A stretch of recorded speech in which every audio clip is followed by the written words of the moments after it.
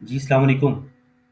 अच्छा सॉरी जो लास्ट मैंने वीडियो आपके साथ शेयर की है ना, उसमें मैं आपके साथ वहाँ पे स्क्रीनशॉट शेयर नहीं कर सका बैंक ऑफ पंजाब का। बैंक ऑफ पंजाब का जैसे मैंने प्रीवियस अपनी उसमें बताया है वीलॉग में, ये चार्ट था लास्ट वर्किंग डे का। उसमें ये 20 पैसे मैंने आपको जो बता रहा था ओपनिंग से लो गया है और वापस 11 रुपए को काट के वहीं पे 10 रुपए 93 पैसे पे बंद हो गया है। तो फ्यूचर के जो प्रीमियम की मैं बात कर रहा था, वो है उसकी क्लोजिंग है 11.07। उसका भी लो दो 10 रुपये 80 पैसे लगा और 11 रुपये 16 पैसे हाई लगाया है। मतलब जो अपना हिस्टोरिकल हाई है 52 वीक्स का, वहाँ पे खड़ा है। तो as you all people know के जो हिस्टोरिकल वैल्यू 52 वीक्स से जो हाई पे शेयर्स होते हैं, they are in very demanding position. और इतनी स्ट्रॉन्ग फुटिंग पे जब वो शेयर्स वहाँ पे आगे क्लोज हो रहा है अपने हाईएस्ट लेवल पे, और उसमें मूवमेंट भी थोड़ी सी रुक गई है, तो you can understand the value of the bank of Punjab. अच्छा, मैंने ये वीडियो इसलिए रिकॉर्ड कर रहा हूँ इमीडिएटली कि मैं आपको एक क्लैरिफिकेशन देना चाह रहा था। मैंने 2 वीडियोज़ बनाई थी एंग्रो कॉर्पोरेशन के ऊपर। अब वो इतना कन्फ्यूज़िंग था अपना जो मैसेज था उन्होंने जो दिया था रिस्ट्रक्चरिंग का, और अभी तक भी लोग थोड़े से कन्फ्यूज़ हैं कि जी क्या क्या वैल्यूज़ है और कहाँ से वो क्लैरिटी कहाँ से होगी। ये एक न्यूज़ थी प्रो पाकिस्तान की, एंग्रो कॉर्पोरेशन एंड दाऊद हरक्यूल्स। अभी उनकी मीटिंग इन प्रोग्रेस है, उसका रिज़ल्ट आना है, अभी मंडे को आएगा रिज़ल्ट।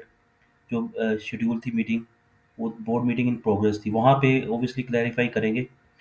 एंग्रो कॉर्पोरेशन और Dawood Hercules corporation limited are set to finalise restructuring process, और इसमें both companies have completed regulatory requirements and received approval from SECP.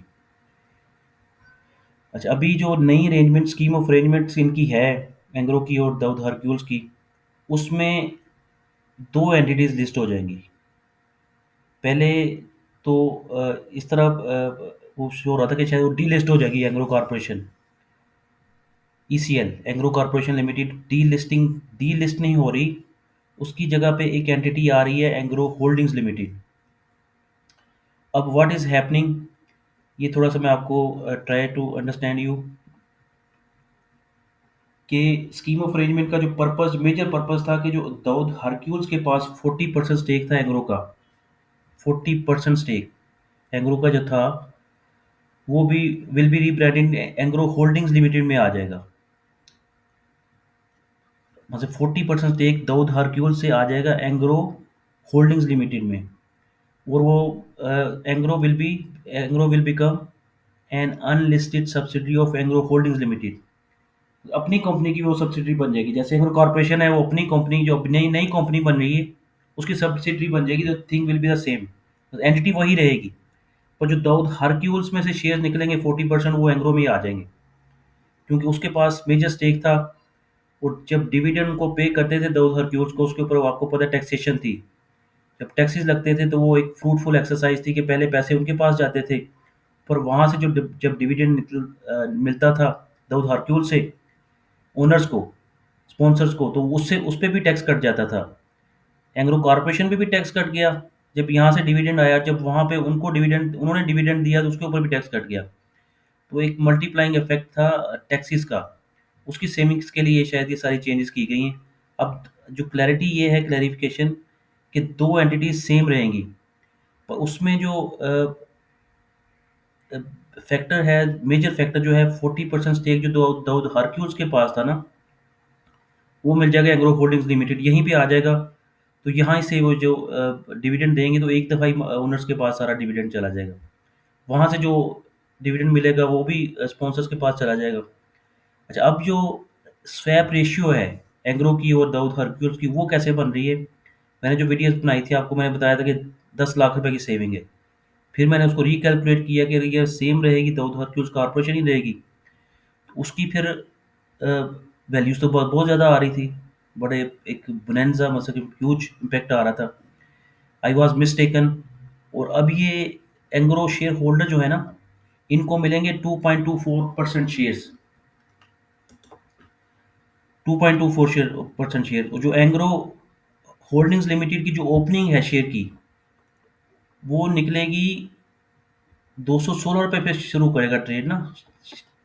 Engro holding limited शुरू हो जाएगी, 216 रुपये पे ट्रेड होनी शुरू हो जाएगी। 216.60 रुपये पे शेयर ट्रेड करेगा। और इसमें जब आपको 2.24%, 2.24 शेयर्स मिलेंगे जब आपको, तो वही मार्केट वैल्यू हो जाएगी जो एंग्रो कॉर्पोरेशन की थी, मतलब जो क्लोजिंग प्राइस थी ना एंग्रो की, वही सेम मार्केट वैल्यू पे आपको ये ओपनिंग में मिलेगा। और जब ओपन होगा तो ऑब्वियसली ये might be open on upper law, नया शेयर है, और वैल्यू जब जब लो हो जाएगी शेयर्स इसमें, इसके शेयर्स थे 536 मिलियन शेयर्स थे इसके एंग्रो के।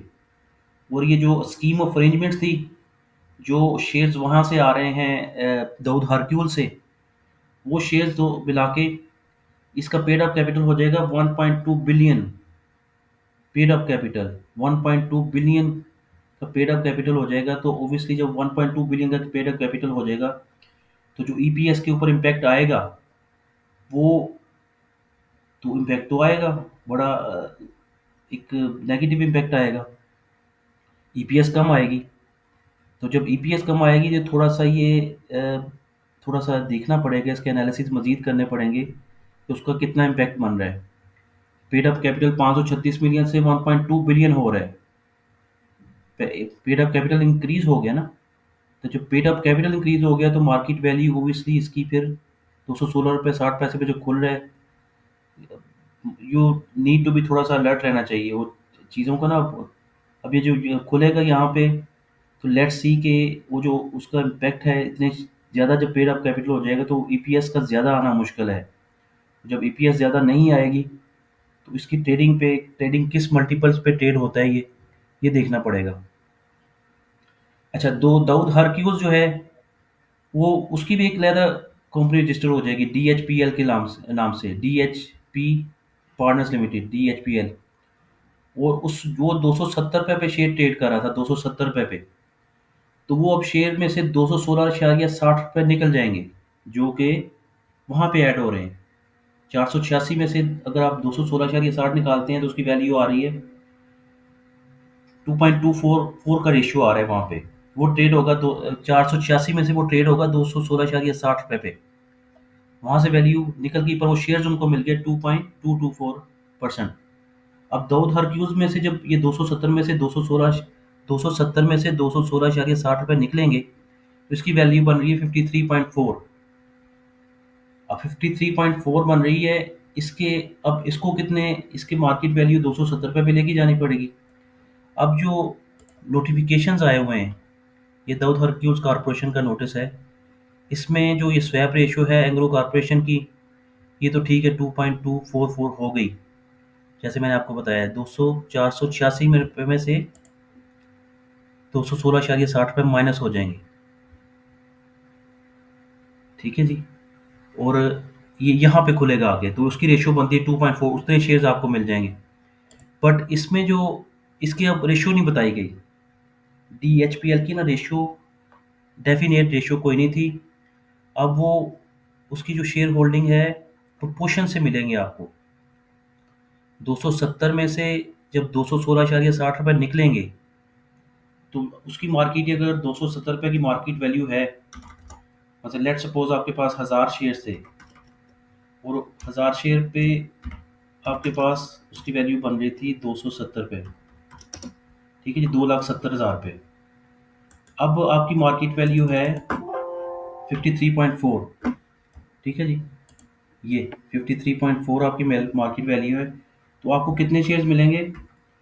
2,70,000 डिवाइड बाई 5,056। आपके शेयर 1,000 से हो जाएंगे 5,056। 5,056 को जब आप मल्टीप्लाई करते हैं 53.40 पे, तो वो मार्केट बन जाएगी 2,70,000। मतलब 1,000 शेयर के आपके शेयर्स बन जाएंगे, 5,056 शेयर्स आपके बन जाएंगे। इस प्रोपोर्शन से आपको वो शेयर्स मिलेंगे, तो उसकी मार्केट वैल्यू मैच कर जाएगी। तो अभी दाऊद हरक्यूल्स के ऊपर भी फिर जब इसको डिविडेंड मिल रहा था, बड़ा हैवी डिविडेंड मिल रहा था एंग्लो कॉर्पोरेशन से, इसके पास जो बिलियंस ऑफ रुपीज़ की इन्वेस्टमेंट थी, उसमें से जो इन्वेस्टमेंट अब निकल रही है, आउट हो रही है, अब ये शेयर्स की वैल्यू, इसका भी इम्पैक्ट वैल्यू चेक करनी पड़ेगी। तो मैंने ये वीडियो आपको क्लैरिफिकेशन के लिए और आपकी थोड़ी सी अंडरस्टैंडिंग के लिए कि what would be the rate of Dawood Hercules partners limited and Dawood sorry Engro holdings limited, इन दो कंपनीज के शेयर जो प्रोपोर्शन जो शेयर जो हैं वो सारा डिस्कस करने के लिए बनाई है। Thank you so much for your time. Take care.